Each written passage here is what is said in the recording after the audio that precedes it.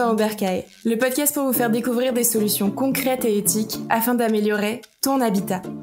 Je m'appelle Caroline et dans chaque épisode, je donne la parole à un acteur de l'habitat éthique. Comme vous, je me pose pas mal de questions pour rénover ou construire mon futur chez moi. Je vous propose donc de partir en quête des meilleures solutions adaptées à chacun d'entre nous. Et ça commence dès maintenant. Aujourd'hui, j'ai le plaisir de recevoir Maxime Claval. Bonjour Maxime. Bonjour. Alors, rafraîchir les bâtiments sans réchauffer la planète, voilà une belle promesse. On se remémore tous les fortes chaleurs de l'été dernier et vu la situation actuelle, ce n'est pas terminé. Alors quand on me dit qu'il existe des solutions pour réduire sa consommation d'énergie et éviter toute utilisation de matériel réfrigérant, je dis oui.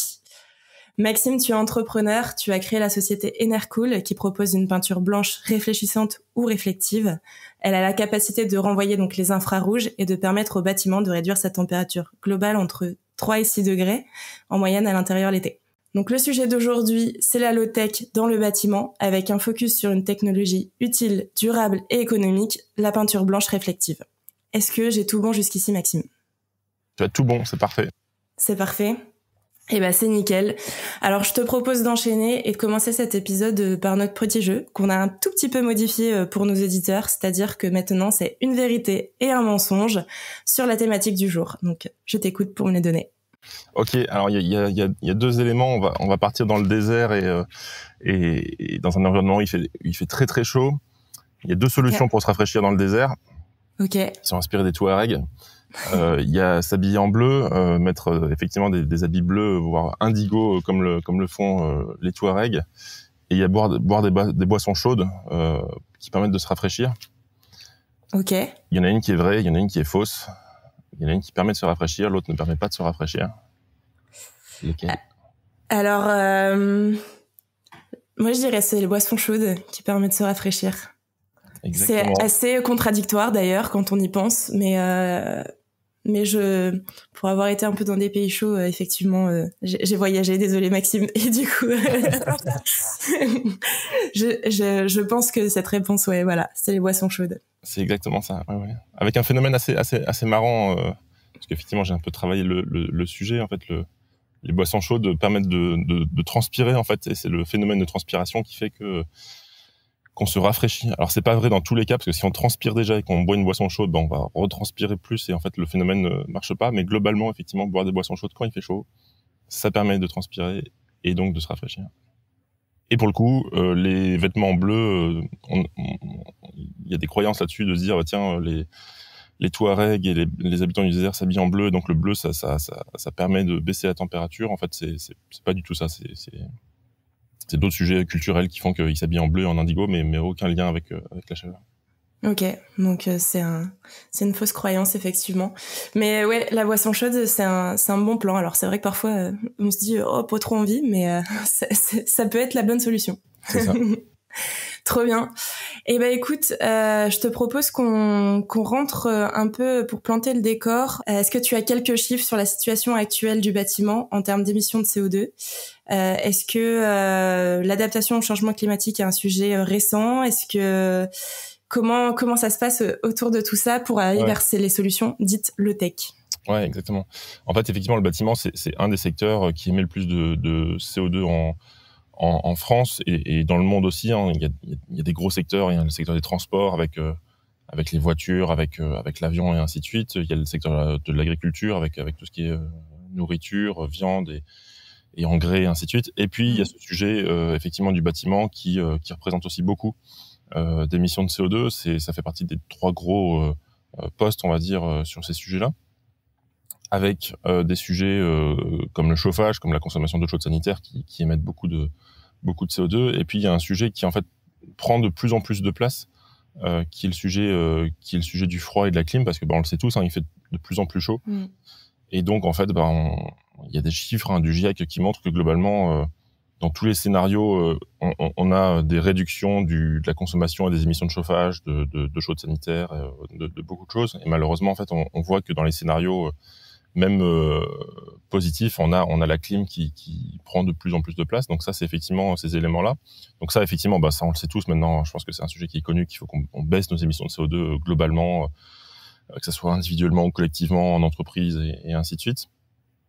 Et puis, tu l'as dit, il y a un second sujet qui est un peu moins connu, qui commence à arriver, qui est l'adaptation au changement climatique, qui est un espèce de parallèle avec le fait de réduire ses émissions de CO2, qui est globalement de se dire bon bah on est sur un réchauffement, on est sur un changement climatique, et donc quoi qu'il arrive, on sait qu'il y a des choses qui vont arriver qu'on voit déjà, on l'a vu l'été dernier, on le voit en ce moment avec les sécheresses, et donc il faut s'adapter et trouver des solutions pour s'adapter à ce changement. C'est une vision un peu pessimiste de la chose, mais je crois réaliste en fait, de se dire bon bah quoi qu'on fasse globalement, on a ces éléments, et donc il faut trouver des solutions pour s'adapter à des canicules, pour s'adapter à des sécheresses, pour s'adapter à des ouragans, à des pluies plus fortes, plus abondantes. Donc il faut aussi trouver des solutions pour tout ça, et investir dans ces éléments-là, quoi. Dans ces technologies aussi qui sont peut-être moins consommatrices. Et du coup, ça en vient au concept de low-tech. Est-ce que tu peux expliquer, vulgariser en fait ce concept de low-tech, parce que c'est un gros mot pour certains, peut-être certains ne connaissent pas. Qu'est-ce que la low-tech pour toi du coup et pour nos auditeurs? La low-tech, c'est tout ce qui finalement c'est un peu les conseils de grands-parents, c'est un peu les choses un peu simples qu'on peut utiliser, qui vont utiliser, comme le dit son nom, low-tech, peu de technologie, et qui sont en fait des solutions de bon sens, quoi, globalement, de pas aller dans on va dire de la techno-solutionnisme, enfin des solutions à chaque fois très techniques, très complexes, qui demandent beaucoup de maintenance, qui demandent beaucoup d'investissement, et qui parfois ne donnent pas les résultats escomptés, alors qu'en fait on a des solutions qui sont très simples, et qui permettent finalement d'avoir des gains tout aussi intéressants. Donc il y a les deux, effectivement, il y a beaucoup de low-tech qui sont hyper intéressantes. Ça veut pas dire non plus low-tech que le truc n'est pas fonctionnel et ne fonctionne pas bien, hein. C'est-à-dire que une solution low-tech que tout le monde connaît, c'est un vélo, quoi. C'est-à-dire que c'est des choses très basiques, et ça fonctionne très bien. Tout le monde a un vélo dans son garage, et voilà. Donc en fait voilà, globalement, c'est la low-tech, c'est vraiment des choses qui sont efficaces, qui fonctionnent simplement, et qu'on peut utiliser un peu tous les jours, et avec peu de maintenance, quoi. Le problème des technologies, c'est que très souvent ça tombe en panne, il faut remplacer un composant, généralement le composant on n'arrive pas à le remplacer, donc il faut remplacer toute la machine, et ainsi de suite. Là c'est vraiment des choses qui sont simples, quoi. Ok, donc c'est vraiment le côté accessible peut-être, et qui est plus durable dans le temps en fait, c'est ça? Ouais, c'est ça. Enfin, en tout cas, c'est comme ça que je le vois. Je connais pas la définition officielle, mais en tout cas, c'est non, mais c'est intéressant. Et du coup, comment ça peut s'incrémenter dans l'univers du bâtiment, dans l'univers de l'habitat? Est-ce que il y a différentes solutions à apporter? Est-ce qu'il y a déjà des solutions qui existent? Est-ce que tu peux en citer quelques-unes peut-être, pour voir un petit peu, pour imager un peu ces solutions dans l'habitat? En fait, dans l'habitat, ce qu'il faut réussir à voir, c'est vraiment de se dire, il faut, enfin, il y a l'habitat, et puis il y a la personne en elle-même. Tu vois, c'est déjà un point hyper important, c'est-à-dire que avant de travailler sur l'habitat et le bâtiment en lui-même, faut se questionner sur ton usage à toi et tes besoins à toi, soit pour le chauffage ou pour le froid. C'est vraiment de se dire, c'est un truc tout bête, hein, mettre des pulls, mettre des grosses chaussettes ou des choses comme ça l'hiver quand il fait froid, c'est peut-être la meilleure low-tech qui existe. Avant de se dire je vais je sais pas, changer toutes mes fenêtres et mettre des fenêtres plus isolantes, ainsi de suite, ce qui est une bonne chose, mais en fait il y a déjà un premier point qui est de se dire comment on réchauffe ou comment on refroidit son corps en fait avant de travailler sur l'ensemble du bâtiment.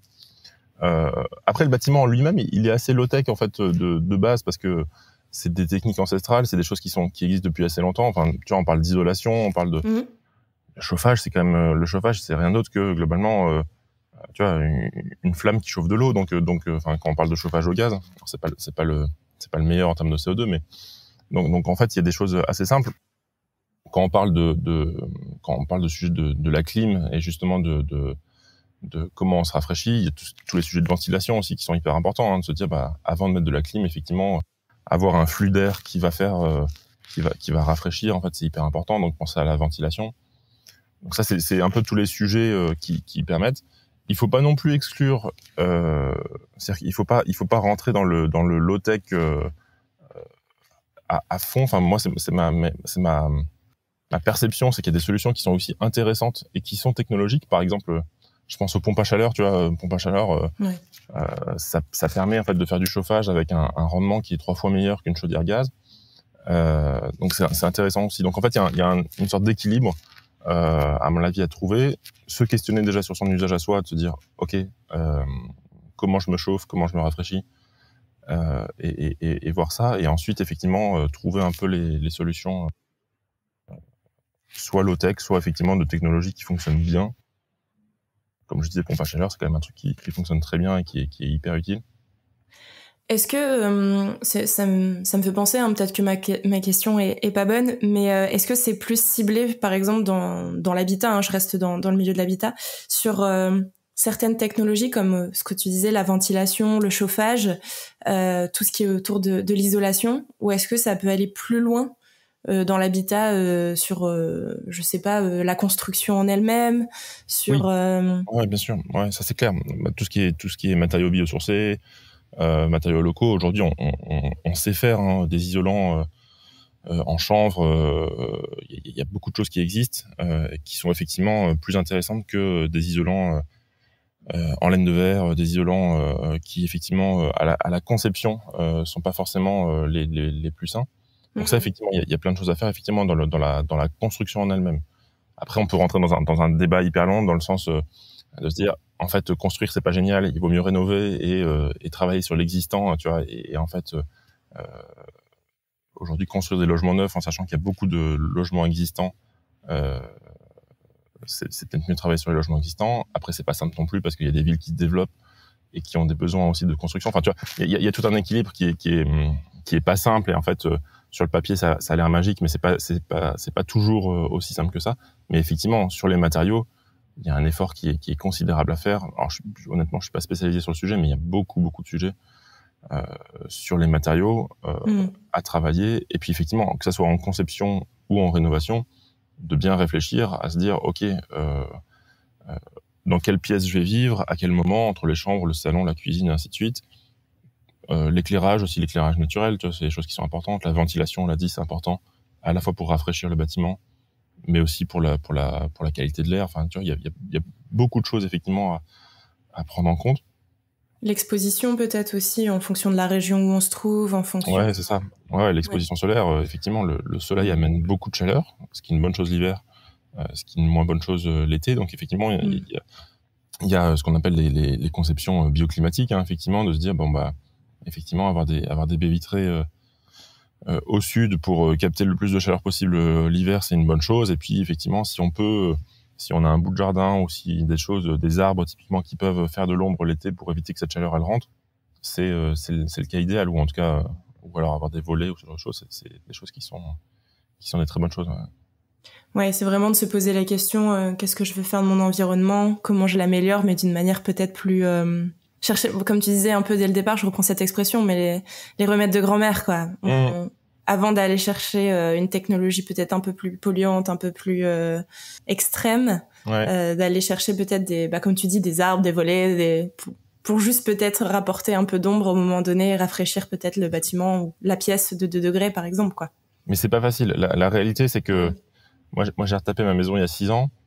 Il y a plein de choses qu'on a mal fait en fait. Mais enfin mal fait, je sais pas si c'est mal fait, mais en fait il y a plein de raisons qui font que c'est pas si simple, parce que typiquement moi j'ai travaillé avec mes beaux-parents pour toute la partie travaux. Eux ils sont habitués à poser de la laine de verre, moi j'y connaissais rien, donc je dis bon bah ok, on va acheter de la laine de verre parce qu'ils sont habitués à mettre de la laine de verre, donc on a mis de la laine de verre parce que voilà, ils avaient l'habitude de faire ce genre de choses. Et puis en fait se projeter aussi, c'est-à-dire que tu habites tu es dans un logement, enfin tu achètes un logement, savoir exactement comment tu vas vivre dans ton logement et comment il va se comporter alors que t'as pas encore vécu dedans, c'est pas non plus simple en fait. Et c'est seulement malheureusement après que tu dis waouh, cette pièce en fait elle est hyper chaude. J'aurais peut-être pas dû mettre un Velux, j'aurais peut-être pas dû mettre une grande baie vitrée à cet endroit-là. Donc en fait il y a plein d'éléments qui en fait sont aussi sur la vie, et c'est pas si facile en fait. Sur le papier on dit ouais ok, tu vas mettre des matériaux isolants, tu vas faire attention, ainsi de suite. Une fois que t'es sur le chantier et que t'appelles, tu dis ok bon, qu'est-ce qu'on fait quoi. Ça c'est un peu plus compliqué. Du coup, est-ce que tu préconises de camper un petit peu dans ta maison quand t'es en rénovation pour voir comment la maison vit? Ça peut être une idée. Il y a plein de paramètres qui font que c'est pas facile. Mais oui, ça peut être effectivement de vivre un peu dedans pour dire ok. Ça peut être une solution low tech. Ok, trop bien. J'aimerais qu'on fasse aussi un petit focus sur la solution que tu proposes toi pour bien comprendre en fait comment le produit fonctionne. Donc la peinture réflective, donc la peinture donc blanche de base. Du coup, c'est un produit bas carbone. Elle réfléchit. Est-ce que tu peux nous expliquer brièvement le concept, voir en fait en quoi ça consiste, et puis après on essaiera de détailler un petit peu ce que ça peut apporter peut-être pour un particulier s'il souhaite rafraîchir son bâtiment ou sa maison. Ouais, exactement. En fait, c'est marrant parce qu'on est sur un sujet low-tech sur lequel on a rajouté un peu de technologie. C'est assez intéressant. En fait, le concept en lui-même, il est vieux comme le monde. Hein. Effectivement, le blanc renvoie plus à la chaleur que le noir. Quand on parle de ça, on pense tout de suite, je sais pas, aux îles en Grèce ou en Grèce, ouais. Qui sont blanches, enfin les bâtiments qui sont blancs et effectivement qui badigeonnent à la chaux et qui permettent de renvoyer la chaleur. Donc ça, effectivement, c'est le concept de base que je crois que tout le monde comprend hein, globalement et qu'on applique maintenant effectivement sur les bâtiments en France. Alors à la fois des logements et à la fois des bâtiments professionnels qui permettent globalement de renvoyer la chaleur, de renvoyer en fait les infrarouges. Et là où on rajoute un peu de technologie par rapport à une peinture blanche classique entre guillemets, c'est que dans la peinture, il y a des éléments qui ont cette capacité à renvoyer un maximum les infrarouges et vraiment à maximiser finalement les économies d'énergie ou enfin en tout cas éviter que la chaleur ne rentre. Et puis il y a aussi un sujet de durée de vie pour que la peinture tienne le plus longtemps possible. Ce qu'on ne sait pas, c'est qu'effectivement les maisons par exemple en Grèce qui sont peintes à la chaux, en fait chaque hiver ils sont obligés de remettre un coup dessus parce que dès qu'il pleut, et heureusement en Grèce il pleut pas beaucoup, la chaux elle a tendance à disparaître, donc il faut remettre des produits dessus.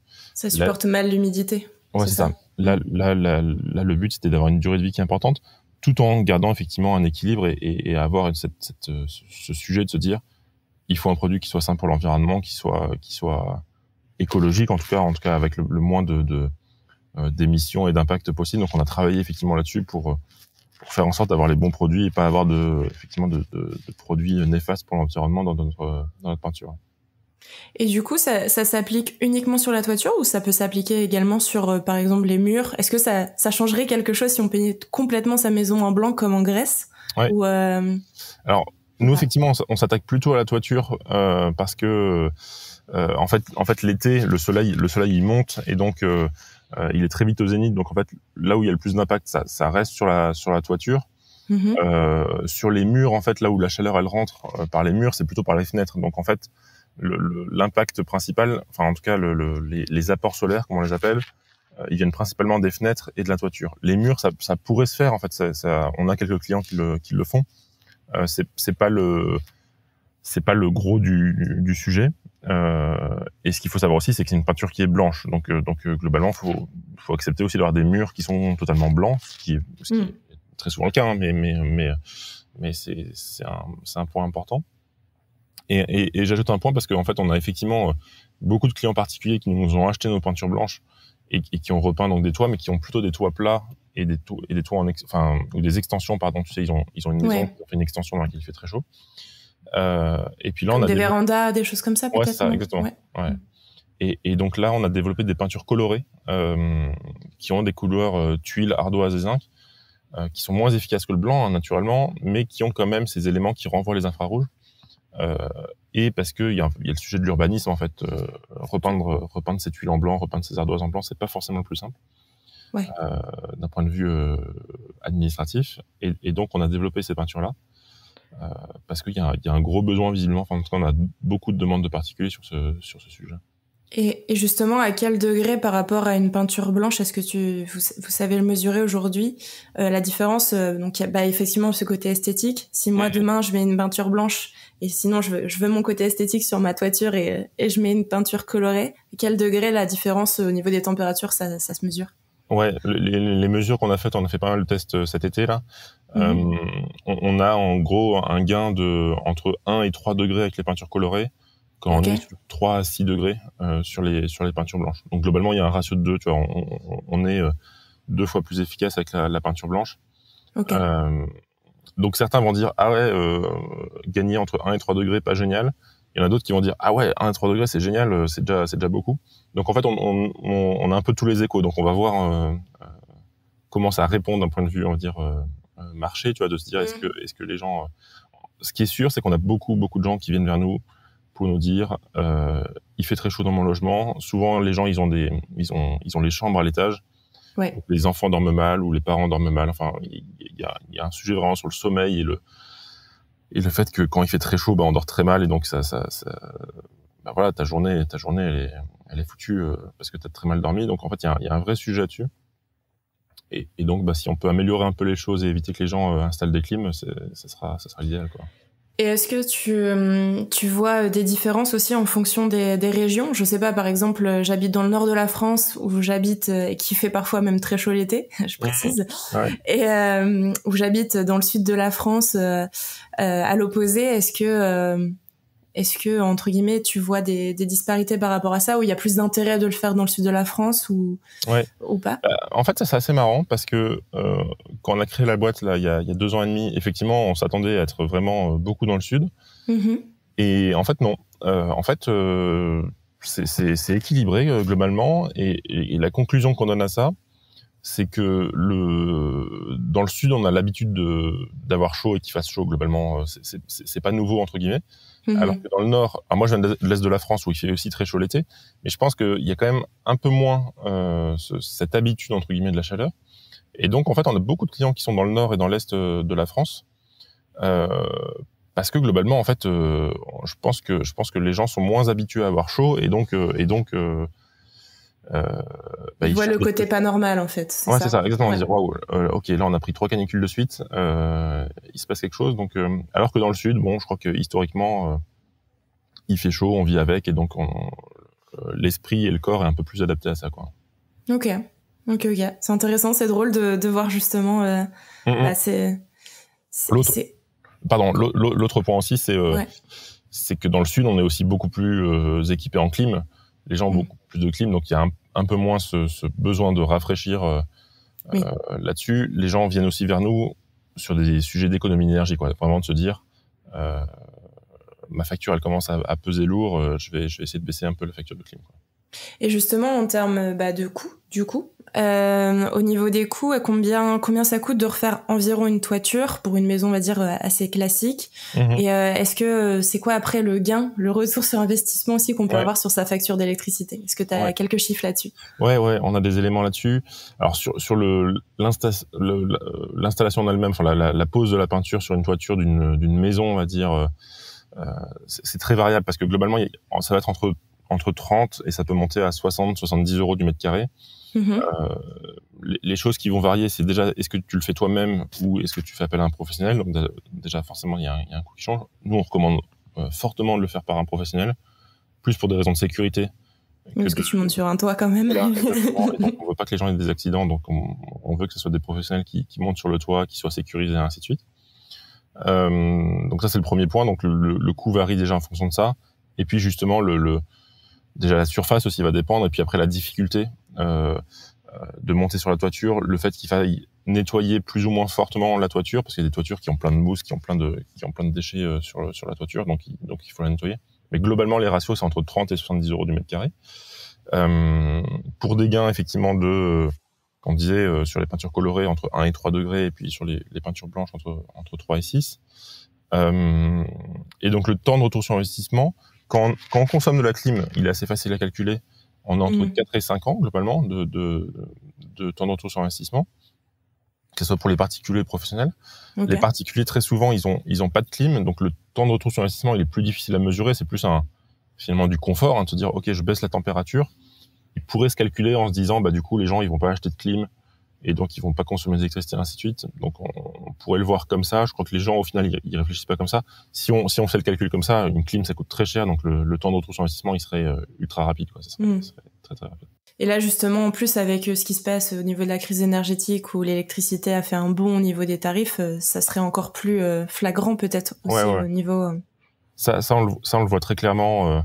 Sur la partie professionnelle, on bosse beaucoup avec des entrepôts frigorifiques, avec des bureaux, et donc ça clairement, on a énormément de clients qui nous appellent pour nous dire, ok, j'ai ma facture qui a fait x3, il faut que je trouve des solutions pour faire des économies. Ça se voit un peu moins chez les particuliers parce que le taux d'équipement en clim est pas encore si élevé que ça, mais effectivement, on commence à voir des choses très importantes pour les professionnels, quoi. Ça c'est clair et net. Ok. Je rebondis juste, tu disais que vous conseillez largement de faire appel à un professionnel pour poser la peinture. C'est quoi comme type de professionnel qui vient faire ce genre de pose? Est-ce que c'est un peintre tout simplement, c'est le peintre qui va venir repeindre nos murs, ou est-ce que c'est plus quelqu'un qui va monter sur les toits? Ouais. C'est effectivement, c'est plutôt des peintres. C'est des peintres. En fait, il faut savoir que il y a déjà un marché qui existe en fait de repeindre les toits. En fait, souvent il y a des ardoises. En fait, c'est des fausses ardoises, c'est des ardoises. J'ai plus le nom du matériau, mais enfin bref, qui sont pas de la vraie ardoise et qui en fait très rapidement, au bout de quelques années, la couleur en fait disparaît de l'ardoise. Donc elle se lessive, elle se délave un peu, donc c'est plus joli. Donc il y a souvent des maisons qui se retrouvent avec une toiture qui est plus très belle. Et donc en fait il y a des peintres qui viennent repeindre en fait ces ardoises avec des peintures classiques et qui font ça. Donc on travaille avec des peintres qui ont déjà l'habitude effectivement de monter sur les toits et de repeindre les toitures. Donc on bosse principalement avec des peintres, parfois des couvreurs, donc effectivement des métiers qui ont l'habitude de travailler en toiture, mais c'est principalement les peintres. Donc maintenant on a un réseau un peu partout en France de peintres avec qui on travaille, et donc quand les gens viennent sur notre site, on les met en relation avec les peintres avec qui on a l'habitude de travailler. Ok. Et du coup, tu me parlais aussi qu'il y avait une sorte de durée de vie à la peinture. Il faut réitérer la pose tous les combien de temps? Comment ça s'entretient? Ouais.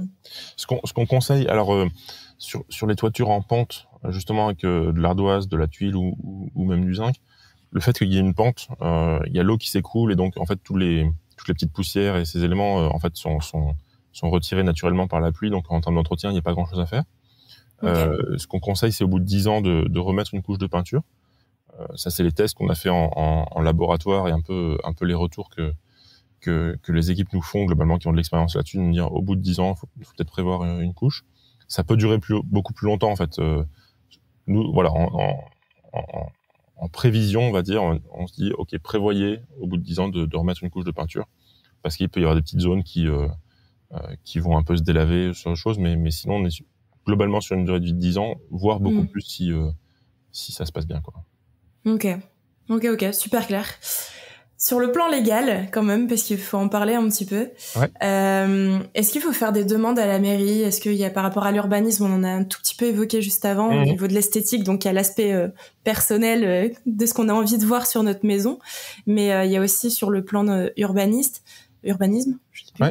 Est-ce qu'il faut faire des demandes Ouais, exactement. En fait, la loi, ce qu'elle dit, dès que tu fais un changement de coloris de ta façade, il faut faire une demande, ce qu'on appelle une demande préalable. Donc c'est un document à remplir auprès de ta mairie et auprès des services de l'urbanisme. Okay. Donc ça concerne toute ta maison, c'est-à-dire que les murs, les volets, la toiture. Si tu changes de coloris, même les volets, normalement il faut faire une demande. Enfin, c'est même pas normalement, il faut faire une demande. Si tu changes pas de coloris, en revanche, t'es pas obligé de faire une demande. Donc si effectivement tu veux changer ta toiture d'une couleur à une autre, il faut faire la demande. Et donc nous, effectivement, quand on passe du noir au blanc, il faut faire la demande. Quand on passe de tuile ou ardoise à blanc, il faut faire la demande. En revanche, si on utilise les peintures colorées, il n'y a pas besoin de faire la demande. Et aujourd'hui, alors vu que c'est un sujet nouveau, on a beaucoup de clients qui ont fait des demandes justement qui souhaitent repeindre en blanc leurs tuiles ou leurs ardoises, ce qui peut paraître étrange, mais en fait on a vu des photos de certains et franchement ça rend pas trop mal. On a beaucoup de refus. Ça ce qu'on sait, c'est qu'on a pas mal de retours finalement de clients qui nous disent écoutez, j'ai fait un dossier, ça a été refusé. Ils sont encore prêts à passer le cap. Ouais, c'est assez connu, hein, les services d'urbanisme, c'est quand même Bâtiments de France, ainsi de suite. C'est un peu, c'est assez, je sais pas si on peut dire ancien, mais en tout cas, ils souhaitent conserver effectivement des choses très très très strictes et très très réglementées. Donc voilà, nous on a notre devoir de conseil de dire à nos clients voilà ce qu'il faut faire. On sait que on a des clients un peu pirates qui nous disent je m'en fous même si c'est refusé, je vais repeindre mes ardoises en blanc. Bon, voilà, ça nous fait marrer et en même temps on les comprend en fait. Quand les gens ils nous appellent et qu'ils nous disent on a beaucoup trop chaud, on veut pas utiliser de clim et on cherche des solutions. Et qui font une demande en mairie et que la mairie leur dit ah bah non vous comprenez ça marche pas, alors que tout autour t'as des bâtiments aujourd'hui t'as des bâtiments d'architectes qui sont de toutes les couleurs, enfin t'as plein de trucs. Oui, et qu'on dit attends pas forcément qu'une ligne, ouais c'est ça, il y a voilà. plein d'endroits quoi. Voilà, effectivement quand t'es dans un village classé où tout est uni et ainsi de suite, là tu pourrais dire bon ok ça se comprend. Mais donc effectivement il y a un sujet avec l'urbanisme. Nous, on va pas se battre parce que c'est un travail de titan. Si jamais on voulait changer les choses là-dessus, on a été convoqués. Nous, on est basé à Nantes. On a été convoqués par les services de l'urbanisme à Nantes. Il y a pas très longtemps, justement, pour nous dire attendez, on reçoit beaucoup de dossiers là. Enercool, ils voulaient un peu comprendre quoi. Puis ils nous ont bien fait comprendre que globalement, ça leur correspondait pas. Ça leur correspondait. Voilà, c'est ça, exactement. Alors, il y a un sujet de loi. Alors ça, c'est un peu de lobby qu'il faut faire. Alors, je sais pas s'il y a des gens qui sont dans la politique qui nous écoutent, pourquoi pas. Il y a une loi qui existe, un décret en fait qui dit que en gros ça dit qu'il est interdit d'interdire certains éléments en toiture, typiquement, et c'est interdit d'interdire les toits végétalisés ou les panneaux photovoltaïques ou ce genre de choses. Et donc on aimerait avoir une ligne interdiction d'interdire les toits blancs, sauf dans les zones classées historiques et ainsi de suite.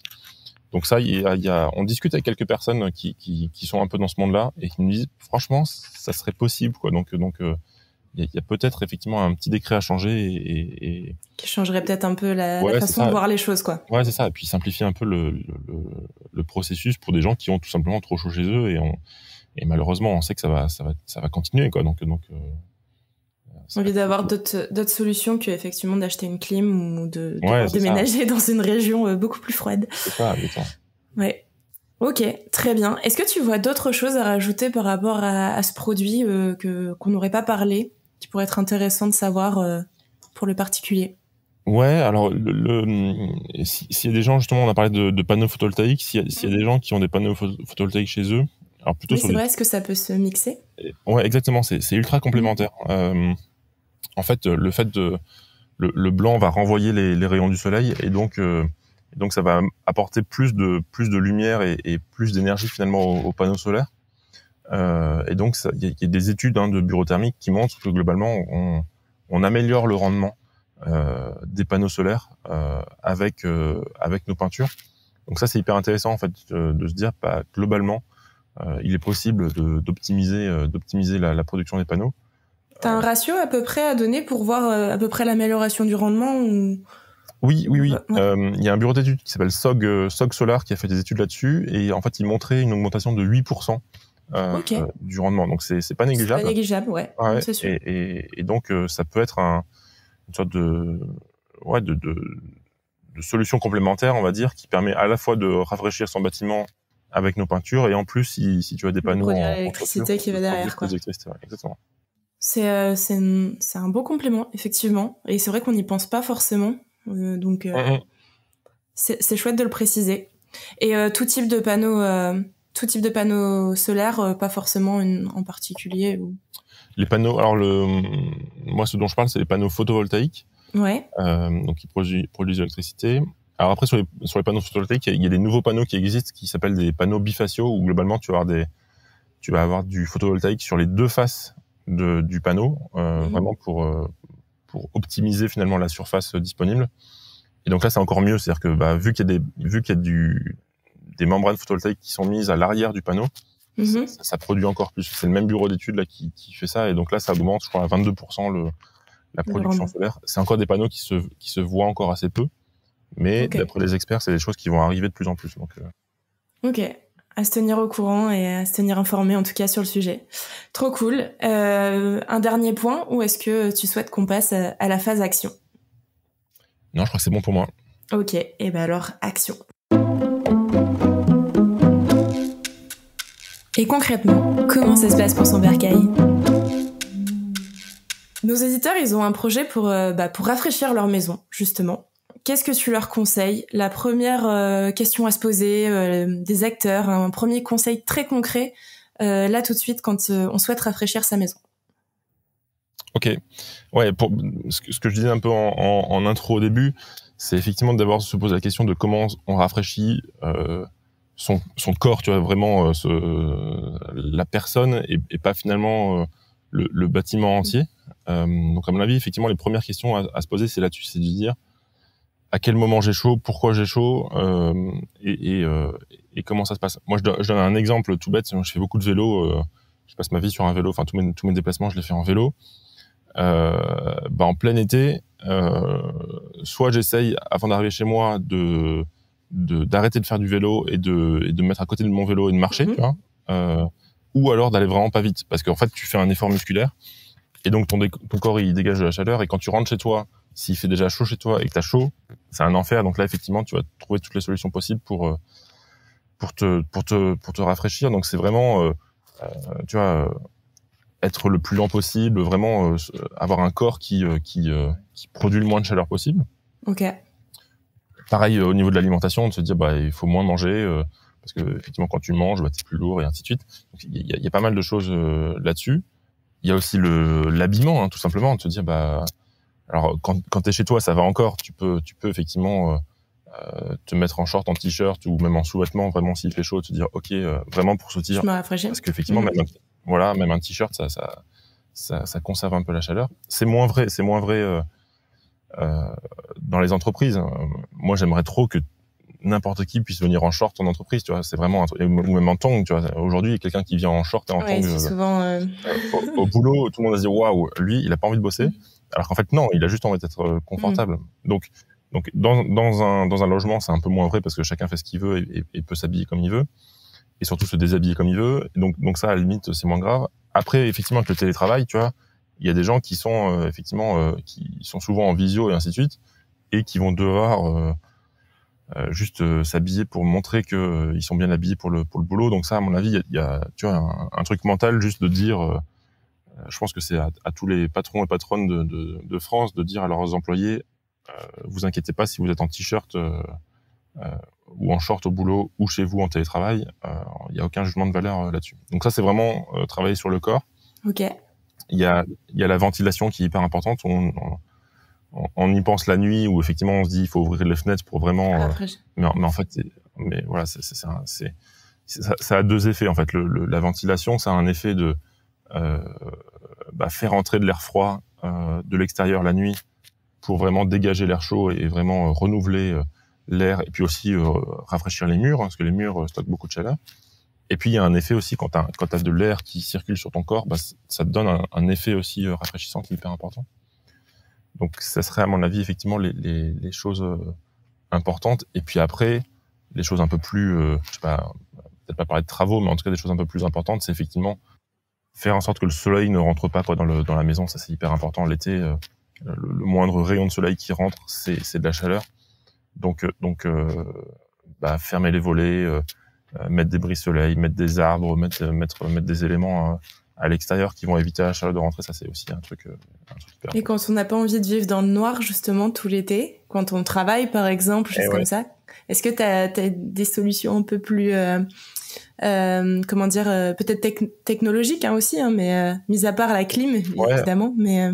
Ouais, il existe des choses. Alors, il y a tout ce qu'on appelle les brise-soleil, donc en fait, qui laissent, tu vois, ces espèces de lames orientables que tu mets soit à l'extérieur, soit à l'intérieur. Alors, c'est plus efficace quand c'est à l'extérieur, parce que quand c'est à l'intérieur, il y a quand même une partie de la chaleur qui rentre, qui permettent d'avoir quand même de la lumière, mais pas forcément le soleil qui rentre.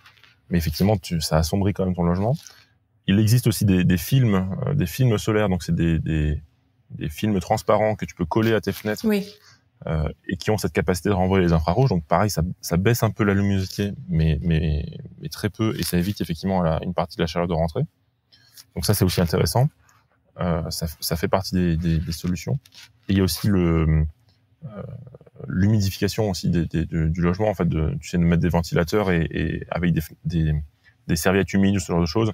Le fait d'augmenter l'humidité dans ton logement, déjà ça capte une partie de la chaleur, et puis ça améliore le confort aussi dans le bâtiment. Donc c'est aussi des solutions Mais c'est pas simple et on souffre tous, hein, quand il fait chaud, globalement, pendant la canicule, t'as beau avoir toutes les solutions du monde possible.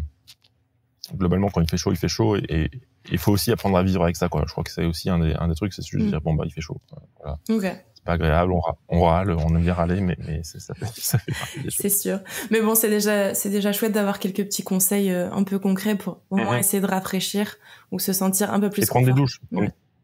Prendre des douches, hyper important. Un truc tout bête, mais une petite douche froide de 30 secondes.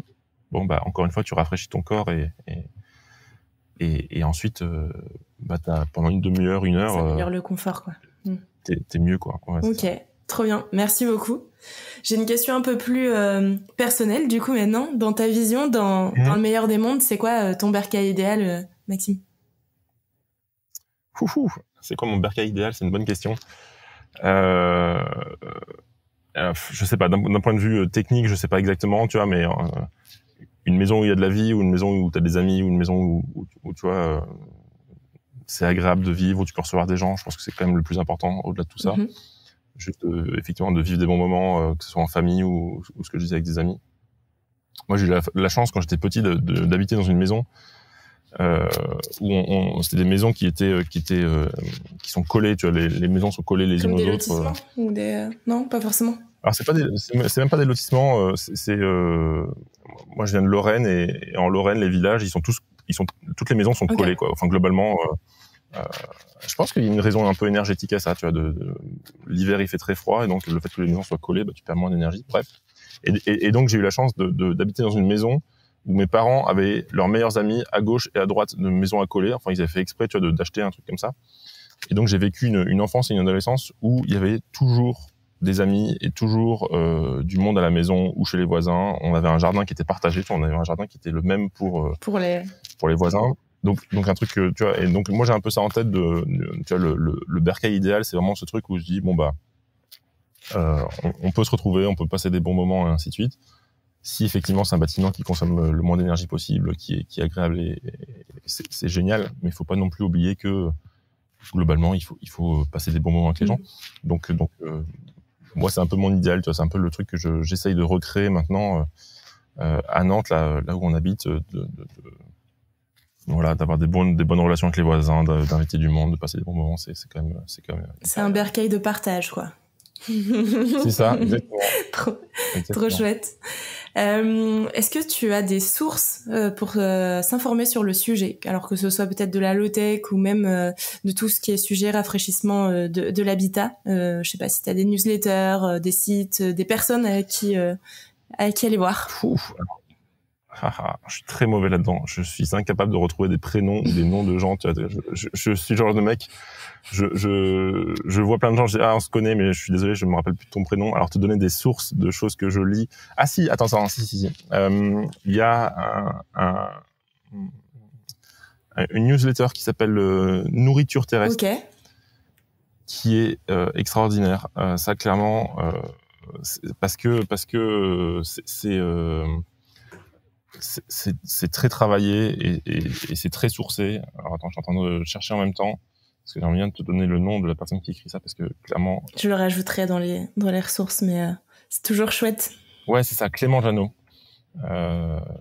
Ça effectivement, quand il publie ses newsletters, j'aime bien effectivement ce qu'il écrit. C'est très sourcé. Ça va pas forcément dans le sens des réflexions qu'on peut avoir un peu mainstream sur des sujets où tu vois il dit attendez, là on a dit des choses, mais en fait quand on regarde dans le détail les données et ainsi de suite, vraiment tu sens qu'il creuse le sujet, tu vois, et je crois qu'il est bon et je crois qu'il a raison.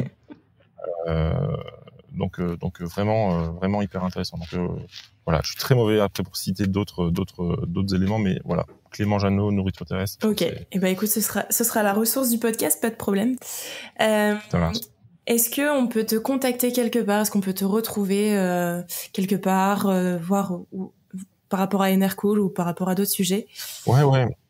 Bah, Enercool, on a notre site qui est enercool.fr. Donc là, effectivement, on met nos coordonnées. Donc si vous voulez trouver mes coordonnées, elles sont normalement sur le site. Et puis après, sur LinkedIn, je suis assez présent sur LinkedIn. Donc j'aime bien effectivement poster un peu la vie de l'entreprise et un peu mes idées sur le sujet, donc assez actif là-dessus. Donc Maxime Claval sur LinkedIn, vous me trouverez. J'essaye de répondre aux messages et donc donc au plaisir effectivement d'échanger et de faire avancer les choses là-dessus. Trop bien. Merci beaucoup, Maxime. C'était très très cool de parler de ce sujet-là avec toi. On sent que t'es passionné aussi par ce sujet et que ça te tient à cœur. Donc bravo pour ça. Et en tout cas, longue vie à Enercool. C'est une très belle boîte. Donc félicitations pour tout ça. Ouais, merci beaucoup, Caroline. Merci beaucoup. À très vite dans vos bercailles. Si je devais retenir 3 choses de cet épisode, ce serait déjà la définition de la low-tech. Donc c'est un système simple et efficace composé de peu de technologie et qui demande surtout peu de maintenance. Ensuite, nous avons fait un focus sur une solution low-tech pour rafraîchir nos bâtiments avec la peinture réflective. Donc celle-ci peut réduire de -3 à -6 degrés la température de nos bâtiments. C'est une solution pour réaliser des économies d'énergie sur sa facture d'électricité, principalement pour réduire la climatisation, donc en moyenne de -40%. C'est plus écologique et c'est aussi durable dans le temps, avec une durée de vie environ de 10 ans pour la toiture. Quelques conseils ont été donnés aussi pour se rafraîchir de manière plus low-tech. Donc s'habiller en conséquence et travailler sur le corps, donc avec des vêtements légers quand il fait chaud. La ventilation de la maison qui est importante aussi. Maîtriser le plus possible son environnement pour éviter de faire rentrer la chaleur en mettant des stores, des fumes solaires, des brise-soleil ou d'humidifier son logement. Si tu as aimé cet épisode, tu peux soutenir notre travail en nous laissant 5 étoiles et un commentaire sur ta plateforme de podcast préférée. Et si tu veux faire partie de la belle communauté d'Aubercaille, je t'invite directement à t'inscrire sur notre site www.aubercaille.co pour avoir toutes les dernières informations sur l'habitat éthique. À très vite dans Aubercaille.